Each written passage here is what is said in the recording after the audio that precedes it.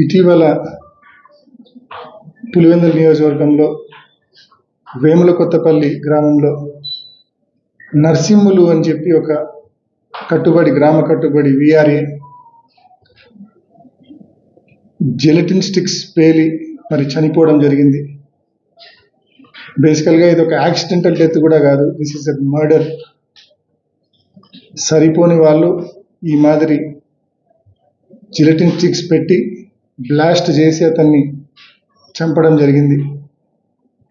ఆ కుటుంబానికి అన్ని రకాలుగా న్యాయం చేయమని చెప్పి ఈ ప్రభుత్వాన్ని డిమాండ్ చేస్తూ ఉన్నాం. మరి ముఖ్యంగా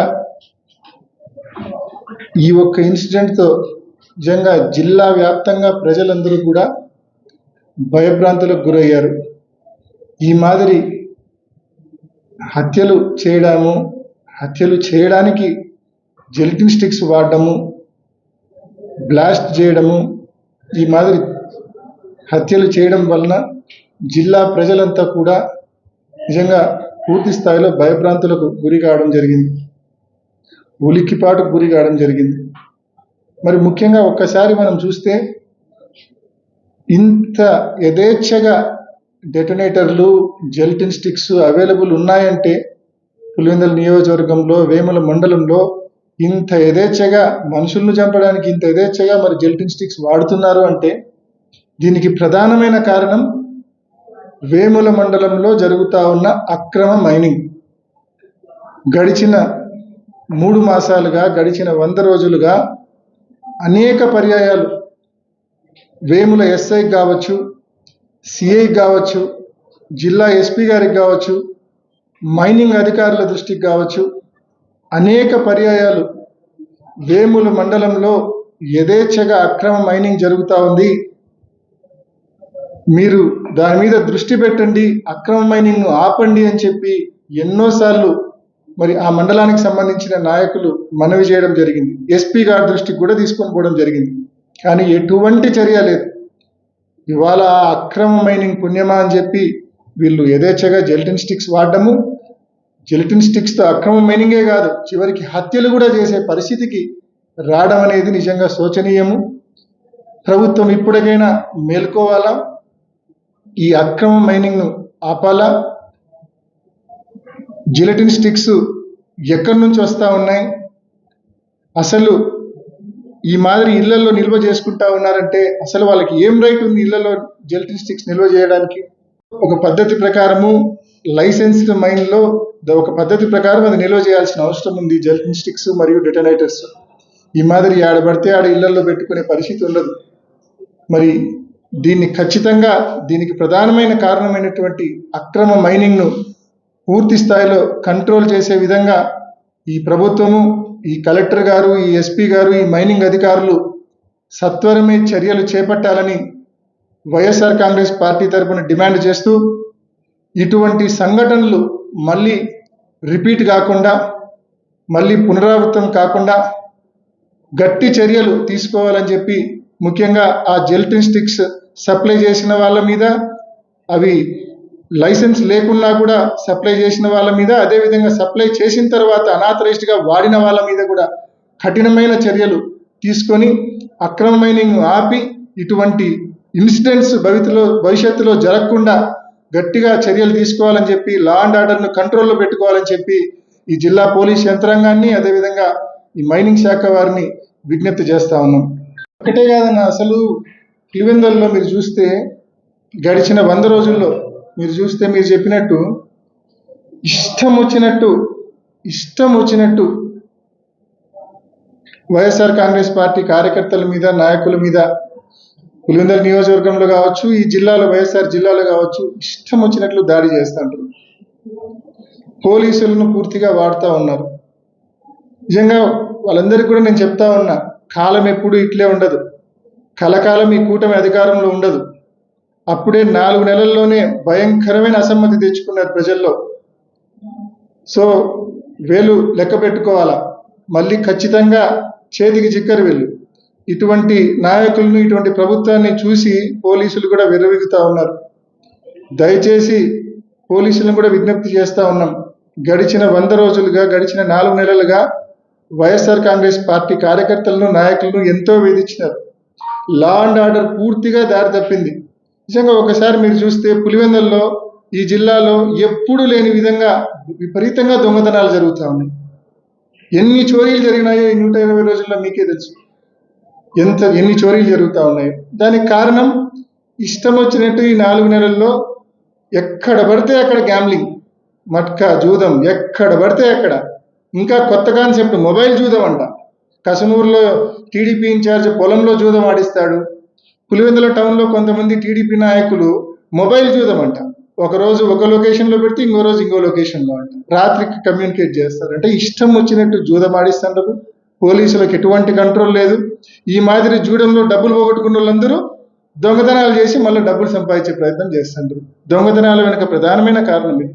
అంతేకాకుండా రాజగోపాల్ రెడ్డి అనే ఒక వ్యక్తిని టీడీపీ ఆఫీస్కి ఏ రకంగా రోడ్డులో కొట్టుకొని తీసుకొని పోయినారో కూడా మనం చూస్తాము. గతంలో ఈ మాదిరి ఎప్పుడైనా ఇటువంటి సంస్కృతి మన ఊర్లో ఉండిందా? గడిచిన 5 ఏళ్ళు జగన్మోహన్ రెడ్డి గారి హయాంలో ఎంత పీస్ఫుల్గా ఈ ఊరు ఉండింది. ఎటువంటి లా అండ్ ఆర్డర్ ఇష్యూస్ లేవు. గడిచిన 5 ఏళ్ళుగా అభివృద్ధి, సంక్షేమం తప్ప ఎటువంటి లా అండ్ ఆర్డర్ ఇష్యూస్ కూడా ఈ జిల్లాలో కానీ ఈ ఊర్లో కానీ లేవు.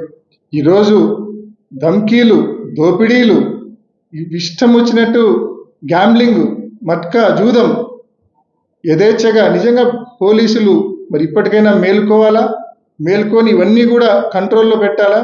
లా అండ్ ఆర్డర్ను గాడిలో పెట్టుకోవాలా? ఫర్దర్ ఇటువంటివి రిపీట్ కాకుండా మరి చర్యలు తీసుకోవాలని చెప్పి పోలీస్ శాఖను మనవి చేస్తూ, ఈ నియోజకవర్గానికి సంబంధించిన, ఈ జిల్లాకు సంబంధించిన టీడీపీ నాయకత్వాన్ని కూడా నేను ప్రశ్నిస్తా ఉన్నాను. జగన్మోహన్ రెడ్డి గారు 5 ఏళ్లలో అద్భుతమైన అభివృద్ధి కార్యక్రమాలు చేసినాడు. మీరు గొప్ప పనులు ఏమీ చేయనక్కర్లే. ఆయన చేసినటి వినియోగంలోకి తీసుకొని రండి చాలు. ఆయన అంత అద్భుతంగా హాస్పిటల్, మెడికల్ కాలేజీ నిర్మాణం పూర్తి చేసినాడు. ఈ సంవత్సరం 50 సీట్లు మరి నేషనల్ మెడికల్ కౌన్సిల్ NMC ఒక 50 సీట్లు మంజూరు చేసింది. మంజూరైన సీట్లను వద్దని చెప్పిన దౌర్భాగ్యమైన ప్రభుత్వం ఇవాళ కూటమి ప్రభుత్వం మన రాష్ట్రంలో ఉంది. మంజూరైన 50 సీట్లు కూడా మాకొద్దు అని చెప్పి. దీని వెనకలు ఉన్న మతలబు ఏంటంటే, నెక్స్ట్ ఇయర్ రాష్ట్ర వ్యాప్తంగా 5 కాలేజీలను ప్రైవేట్ మోడ్లో మొదలు పెట్టాలన్న ఒక దురాలోచనతో ఇవాళ ప్రభుత్వ కాలేజీ కింద మనకు మంజూరైన 50 సీట్లను కూడా ఈ ప్రభుత్వం వద్దని చెప్పింది. దీని వెనకలు ఉన్న దురాలోచన ఒకటే, నెక్స్ట్ ఇయర్ ప్రైవేట్ మోడ్లో ఆ కాలేజీని మొదలు పెట్టించాలనేది గవర్నమెంట్ యొక్క ఉద్దేశం. ఈ ఊర్లో జగన్మోహన్ రెడ్డి గారు చేసిన మంచి పనులు, ఈ జిల్లాకు ఆయన చేసిన మంచి పనులు, అభివృద్ధి కార్యక్రమాలు, రైతుల కోసము ఇంటిగ్రేటెడ్ కోల్డ్ స్టోరేజ్ కట్టించారు. 500 టన్నులకు సంబంధించిన, మెట్రిక్ టన్నులకు సంబంధించిన కోల్డ్ స్టోరేజ్ కట్టించారు. దాదాపు 30 కోట్ల రూపాయలు పెట్టి కట్టించారు. ఇవాళ వీళ్ళు చేయాల్సిందల్లా ఒకటే, ఈ కూటమి ప్రభుత్వం చేయాల్సిందల్లా ఒకటే, పేపర్ యాడ్ ఇవ్వాలి, expression of interest paper ad ఇవ్వాలా, ఇచ్చి ఒక మంచి యూజర్ ఏజెన్సీని ఐడెంటిఫై చేసి వాళ్లకు ఆ ఇంటిగ్రేటెడ్ కోల్డ్ స్టోరేజ్ అప్పచెప్పాలా. వాళ్ళు రైతులకు సేవలు అందిస్తారు. రైతుల దగ్గర నుంచి బనానాస్ తీసుకోవడం, దాన్ని ప్రిజర్వ్ చేయడము, రేట్లు పెరిగినప్పుడు ఇవ్వడం. ఒక యూజర్ ఏజెన్సీని ఐడెంటిఫై చేసి ఆ కోల్డ్ స్టోరేజ్ ప్రారంభించలేని దౌర్భాగ్యమైన పరిస్థితుల్లో ఇవాళ టీడీపీ నాయకత్వం ఉంది, కూటమి ప్రభుత్వం ఉంది. అంతేకాకుండా స్పోర్ట్స్ కాంప్లెక్స్ మనం చూస్తా ఉన్నాం. పులివెందుల్లో జిల్లాలోనే ఒక తలమానికంగా ఉండే ఒక అద్భుతమైన స్పోర్ట్స్ కాంప్లెక్స్ ఉంది. ఆ కాంప్లెక్స్ ను వినియోగంలోకి తీసుకొని రాలేని ఒక దౌర్భాగ్యమైన పరిస్థితుల్లో ఇవాళ ఈ టీడీపీ నాయకత్వము, కూటమి ప్రభుత్వం ఉంది. ఈ మాదిరి ఎన్నో కార్యక్రమాలు ఈ జిల్లాలో జగన్మోహన్ రెడ్డి గారు చేసి వెళ్ళారు. మీరు చేయాల్సిందల్లా వాటిని వినియోగంలోకి తీసుకొని రండి, వాటిని మెయింటైన్ చేయండి చాలు. అది చేయకుండా ఎంతసేపు ఉన్న ఇసుక ఎత్తడము, గ్రావెల్ ఎత్తడము, అక్రమ మైనింగ్ చేయడము, అక్రమంగా జిల్టిన్ స్టిక్స్ నిల్వ చేసుకోవడము, జూదం ఆడడము, ఇష్టం వచ్చినట్లు దోపిడీలు జరుగుతా ఉన్నా కూడా నిద్రపోవడము, మీరు కళ్ళు మూసుకొని నిద్రపోవడము, ఇటువంటివి మీరు చేస్తూ ఉన్నారు. మరి ఇప్పటికైనా ఈ కూటమి ప్రభుత్వం, టీడీపీ నాయకత్వం, పోలీస్ శాఖ మేల్కొని లా అండ్ ఆర్డర్ను కంట్రోల్లో పెట్టాలా, ఈ అక్రమ మైనింగ్ ఆగాల. పులివెందులలో జిల్లాలో, ముఖ్యంగా ప్రొద్దుటూరులో, పులివెందుల్లో యథేచ్ఛగా ఏదైతే జూదం జరుగుతూ ఉందో వాటిని కూకుటి వేలతో పగిలిచ్చి మరి లా అండ్ ఆర్డర్ను కంట్రోల్లో పెట్టే దిశగా జిల్లా ఎస్పీ, జిల్లా పోలీస్ యంత్రాంగం గట్టిగా చర్యలు తీసుకోవాలని చెప్పి వైఎస్ఆర్ కాంగ్రెస్ పార్టీ తరఫున డిమాండ్ చేస్తా ఉన్నాం. హానరబుల్ సుప్రీంకోర్టు చాలా స్పష్టమైన కామెంట్స్ చేసింది. చాలా క్లియర్గా ఒక రాష్ట్ర ముఖ్యమంత్రి బాధ్యతగా మాట్లాడవలసిన వ్యక్తి అతను బాధ్యత మరిచి దీనిని కేవలం ఒకరి మీద బురద జల్లాలి, దీనిని ఒక కాంట్రవర్సీ చేయాలి, తద్వారా రాజకీయంగా లబ్ధి పొందాలి అని చెప్పి ఏదైతే ఒక కుటిల మనస్తత్వంతో ముఖ్యమంత్రి చంద్రబాబు నాయుడు గారు కామెంట్స్ చేసినారో దానిపైన సుప్రీంకోర్టు, హానరబుల్ సుప్రీంకోర్టు చేసిన కామెంట్స్ నిజంగా దేశవ్యాప్తంగా ప్రతి ప్రజలైతేనేమి, ప్రతి రాజకీయ పార్టీ అయితేనేమి, ప్రతి మీడియా ఛానల్ అయితేనేమి ప్రతి ఒక్కరు కూడా గ్రహించారు.